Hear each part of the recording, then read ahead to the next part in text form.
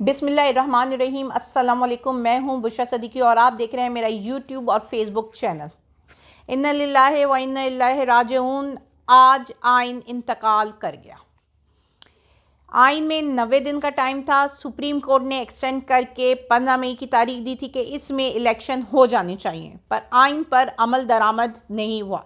90 दिन से ज़ायद का अरसा गुजर गया, लेकिन अभी तक इलेक्शन नहीं हुए। मतलब जो ये निगरान सेटअप है ये गैर कानूनी, गैर आइनी है। यानी कि हम हकीकतन एक मार्शल लॉ के दौर में है, जहाँ पे कोई आइन नहीं, कोई कानून नहीं है। हमारे मुल्क का बेड़ा गर्क हो चुका है इन मफादात की जंग में। अभी हमारे पास कोई कानून मौजूद नहीं है, कोई आइन मौजूद नहीं है।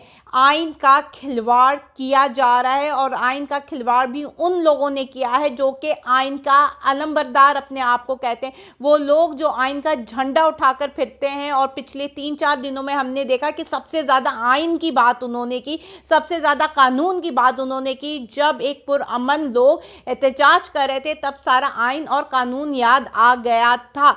लेकिन आज जब वही एहतजाज हो रहा है तो उसको पुरअमन मुजाहिरीन कहा जा रहा है। लेकिन 3 दिन पहले वो लोग जो पुरअमन एहतजाज कर रहे थे वो शरपसंद अनासिर थे, वो बलवाई थे, वो दहशतगर्द थे। और आज जिन्होंने सुप्रीम कोर्ट पर हमला किया, जिन्होंने कोशिश की सुप्रीम कोर्ट की दीवार फैलाने के लिए, जिन्होंने रेड जोन में दाखिल हुए, वो पुरअमन मुजाहिरीन थे। आईसीटी के आप जो ट्विटर अकाउंट को फॉलो करें तो ये साफ जाहिर होता है कि कहाँ पे वो धमकियां लगा रहे थे 4 दिन पहले के 100 दफ़ा 144 और 245 नाफिज है। आप ऐसा कुछ मत कीजिएगा वरना हम कानून के मुताबिक कार्रवाई करेंगे। आज वो सिर्फ रूट्स बताने पर तुले हुए कि जी ये रास्ता खुला हुआ है, ये मुतबादिल रास्ता है और सारा कुछ पुरअमन है, मुजाहिरीन पुरअमन है। मैं आपको अगर अपनी आंखों देखा हाल बनाऊं, क्योंकि हम रिपोर्टिंग कर रहे थे और फिर हमें श्रीनगर रोड पे जाना पड़ा तो चारों तरफ से पुलिस ने घेर लिया था और चंद लोग खड़े थे, और वो चंद लोग जिनके पास कुछ नहीं था उन पर शेलिंग स्टार्ट हो गई थी। लेकिन सुप्रीम कोर्ट के बाहर जो लोग सुप्रीम कोर्ट का दरवाज़ा तोड़ने की कोशिश कर रहे थे, फैलाने की कोशिश कर रहे थे, क्या उन पर शेलिंग होगी? क्या सीसीटीवी कैमरा से उनकी तस्वीरों को रिकग्नाइज करके उनके घरों में छापे मारकर गिरफ्तारियां होंगी? या चादर या चार दीवारी का तकद्दुस अब पैमाल होगा? या अगर मतलूबा शख्स ना मिला जाए तो उसकी माँ को रेप करने की धमकी अब दी जाएगी? 2 कानून इस मुल्क में चल रहे हैं और जो कि साफ जाहिर हो चुका है। आपने अपनी हरकतों से बता दिया है कि इस मुल्क में एक आम शहरी के लिए कानून अलग है और अशराफिया और जो हुकूमत में ताकतवर लोग हैं उनके लिए कानून अलग है।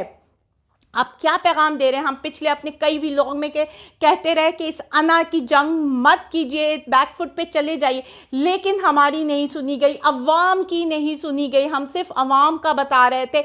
हम जो भी बात यहाँ पे करते हैं वो अवाम के ओपिनियन होता है, जो अवाम सोचते हैं, और हम यहाँ पे सिर्फ अवामी राय का इजहार कर रहे थे।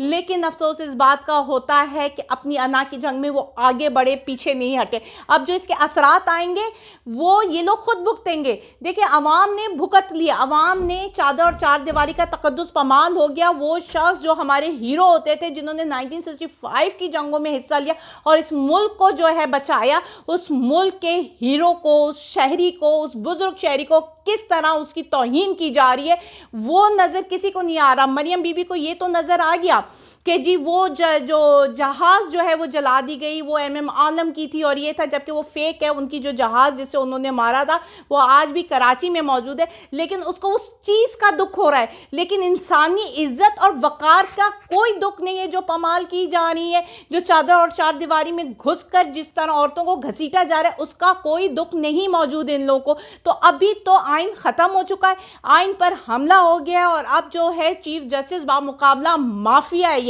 आप देखते हैं कि चीफ जस्टिस किस तरह इस माफिया का मुकाबला करते हैं। लेकिन समाअत फिर डिले हो चुकी है। आज भी जो कुछ भी हुआ वहाँ से कोर्ट से, हमें सुप्रीम कोर्ट से कोई भी कंक्रीट चीज़ निकलकर सामने नहीं आई जिस पर अवाम भी कह सके कि हाँ यार आइन के मुताबिक कुछ फैसले होने जा रहे हैं। اب دیکھنا یہ کہ یہ کتنا لنگر آن ہوتا ہے, کتنا ہم بے آئینی سرزمین پاکستان میں رہتے ہیں.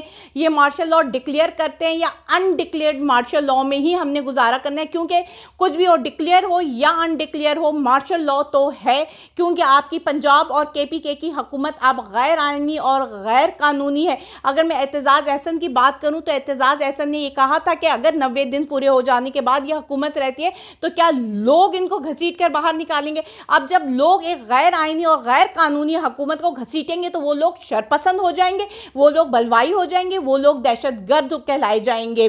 اس کے بعد آپ نے دیکھا ہوگا کہ آج پھر ہائی کورٹ میں, لاہور ہائی کورٹ میں بشرا بی بی کی اور عمران خان کی جو ہے پیشی تھی, جس میں ان کو ضمانتیں بھی ہو گئیں, لیکن بڑا سخت انہوں نے جواب دیا. جب ایک صحافی نے پوچھا کہ آپ کوئی ہینڈلرز کو جواب دینا چاہتے ہیں تو ان کا جواب تھا لا الہ الا اللہ, یعنی کہ وہ اب نہیں ڈرتے.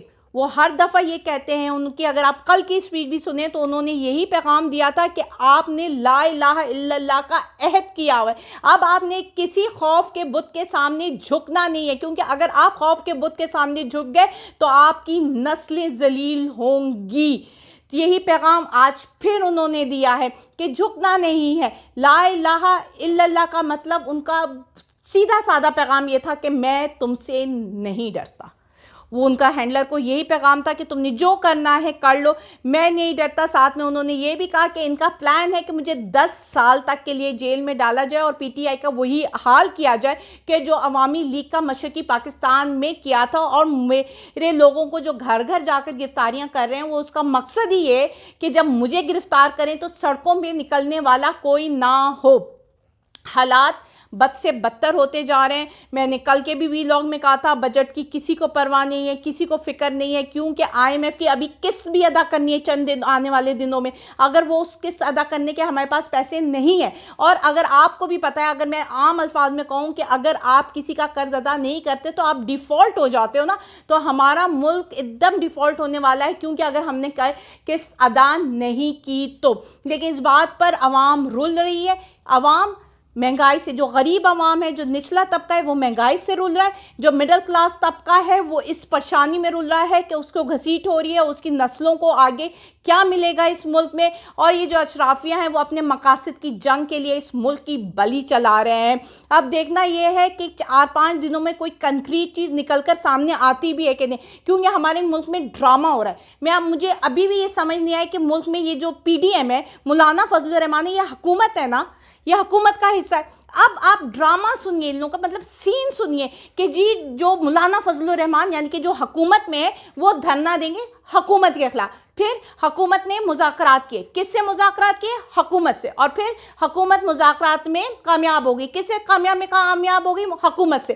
یعنی کہ حکومت بیوقوف بنانے والی بات ہے نا کہ جی مولانا فضل الرحمان کو ہم نے منا لیا دھرنا ختم کرنے کے لیے. ارے بھائی, he is part of your government.